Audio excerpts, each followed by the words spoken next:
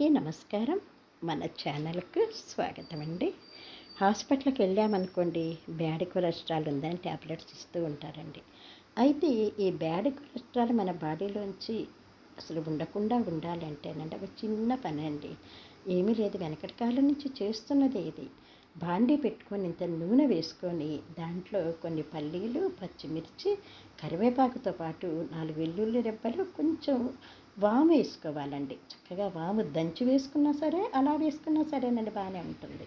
దంచేసుకున్నా ఇంకా బాగుంటుందన్నమాట. చక్కగా వేసేసుకొని మంచిగా వేగనిచ్చిన తర్వాత కమ్మటి వాసన వస్తుంది కదండీ! అప్పుడు ఉడకబెట్టిన ఈ అన్నం కూడా అందులో వేసి కలిపేసి, సాల్ట్ వేసి కలిపేసామనుకోండి, కొంచెం నెయ్యి వేసుకొని తింటే చాలా బాగుంటుందండి. అలాగే వామాకని దొరుకుతుందండి, మందంగా ఉంటుంది కొంచెం. వామాకుతోటి మనం బజ్జీలు వేసుకోవచ్చు, లేదా చట్నీ వేసుకొని తిన్నా కానీ కొలెస్ట్రాల్ ప్రాబ్లం అనేది ఉండదటండి మరి. కాబట్టి అందరూ ట్రై